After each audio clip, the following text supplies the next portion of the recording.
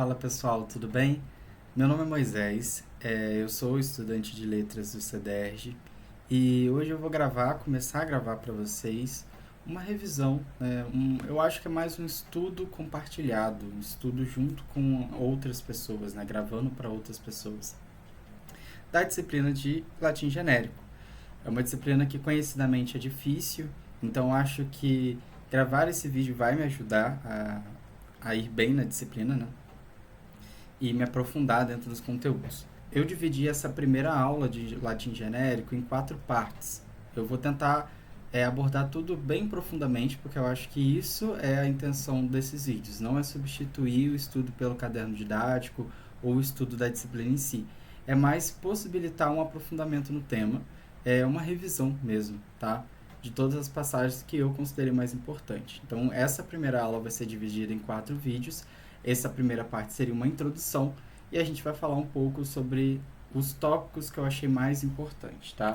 Na introdução, eu grifei 2 passagens que eu achei que elas são bastante interessantes para a gente entender o que o caderno didático quer dizer. Ele vai falar principalmente sobre a origem do latim e o seu posicionamento dentro do contexto atual, do mundo atual, né? O latim, como todo mundo sabe, é uma língua antiga, é uma língua que não é mais utilizada por pessoas nativas, isso a gente vai discutir um pouco mais para frente, mas basicamente, o que esse trecho diz? Ele diz assim: o latim é uma língua antiga, não mais falada atualmente e chegou até nós por meio dos textos escritos, literários, historiográficos, epigráficos, etc. Embora não seja mais falado, o latim é a língua-mãe, a base de uma grande variedade de outras línguas. A essas línguas originárias do latim chamamos românicas ou neolatinas. E isso é bastante importante porque eu acho que é uma coisa que tem que memorizar mesmo, mas que é básico para a disciplina. Que é saber que as línguas que se originam do latim, como o português, o francês, o espanhol, elas são línguas românicas ou línguas neolatinas, né? Então, vamos continuar. Visto que elas ainda conservam muitos aspectos morfológicos e sintáticos da língua latina, como veremos durante esse curso de latim genérico. Então, basicamente isso. O que ele introduz aqui é o seguinte: o latim ele é a língua mãe, ele é a língua que vai dar origem a outras línguas, que são chamadas neolatinas ou românicas, tá? Aqui eu trouxe essa imagem, ela é uma imagem bem ilustrada, ela não é uma imagem exata, ela não tem um teor 100% acadêmico, é mais para a gente poder entender o que ele diz como línguas filhas, né? Nessa parte aqui, ó, que seria o que, né, o latim, que está aqui como romance, mas seria a parte, o galho, assim dizendo, do indo-europeu, que a gente vai ver mais para frente, que acabou criando, né, acabou desaguando ou tendo as línguas filhas neolatinas, romênico, catalão, o espanhol, português, italiano, etc. e tal. Então a gente vê o seguinte, que o latim ele seria a língua mãe, seria aqui, né, que está aqui como romance. Não é romance porque está em outra língua que eu não sei qual. É, seria esse galho aqui, dando origem a outros galhos. Por isso que ele é chamado de língua mãe e as outras línguas filhas, tá? O próximo tópico é: latim é uma língua morta? Bom, esse tópico ele não é consensual, porque o caderno didático vai defender que é certamente equivocado você lhe dizer que o latim é uma língua morta. Mas existem muitos autores da linguística em geral, linguística histórica, que dizem que o latim é sim uma língua morta. Justamente porque o critério para eles de ser uma língua morta ou não é justamente não ter mais nenhum falante nativo daquela língua. Então, não tem ninguém em que latim seja a língua materna, sabe? Ninguém nasce e aprende a falar latim como primeira língua, sabe? Então, essa seria uma característica para a língua morta, e língua extinta é aquela língua que não deixou mais vestígio. Mas, ainda assim, é um pouco complicado porque o latim ele ainda existe, ele ainda é falado em cerimônias religiosas, ele é falado dentro do ambiente jurídico, dentro do ambiente acadêmico. Então, querendo ou não, o latim ele ainda está certamente vivo.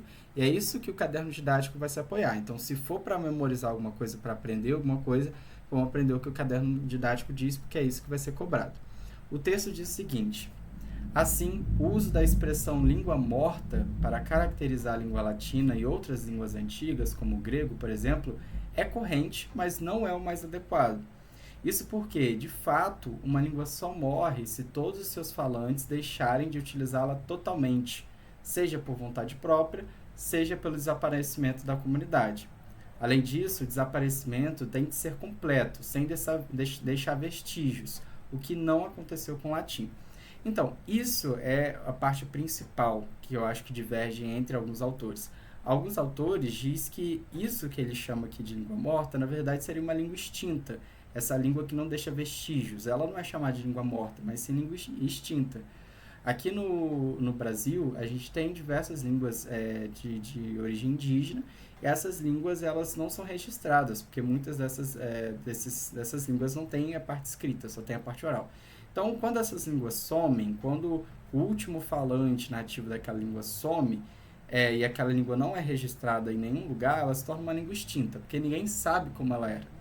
No caso do latim, a gente sabe, tem praticamente a certeza de que não é uma língua extinta, porque a gente tem uma série de registros e obras literárias que comprovam a existência da língua, mesmo que seja de um latim clássico, que a gente vai ver mais para frente a diferença.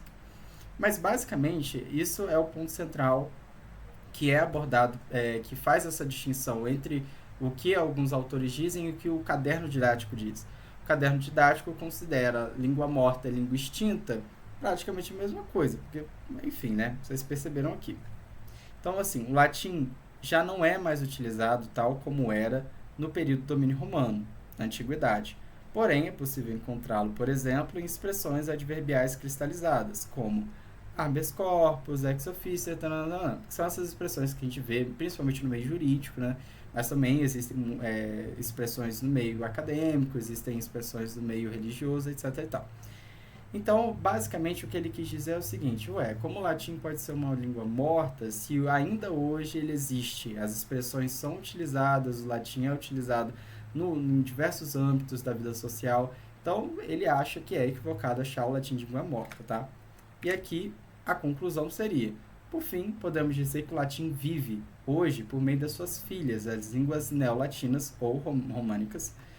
Então, basicamente, o que essa primeira parte quis dizer? O latim, ele é uma língua antiga, tá? A gente vai estudar de onde ele veio e a sua parte histórica na próxima revisão, no próximo vídeo. Mas, por enquanto, o que a gente precisa saber é que o latim, ele deu origem a outras línguas, né? Com a expansão do Império Romano, ele deu origem às línguas neolatinas. Essas línguas neolatinas são o português, o francês, o espanhol, entre outras línguas, tá? Então, a gente entra dentro de uma discussão. O latim, ele morreu? Ele é uma língua morta? Ele é considerado uma língua morta? Para o caderno didático, não. O latim, ele vive, ele é uma língua viva porque ele vive através das suas filhas, tá? É o que está escrito aqui, não estou inventando. Podemos dizer que o latim vive hoje por meio das suas filhas, as línguas neolatinas.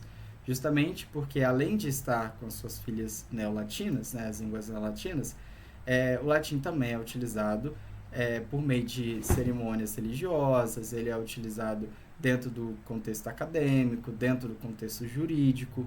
Então, assim, querendo ou não, o latim ele continua até hoje de uma certa forma. E é isso, mais ou menos, que o caderno didático se apoia, tá? Então, basicamente é isso. No próximo vídeo, a gente vai falar sobre a parte histórica do latim, né? Qual a sua ligação com o Império Romano, qual a sua ligação com a história e com a Europa em si, tá? Então é isso, muito obrigado.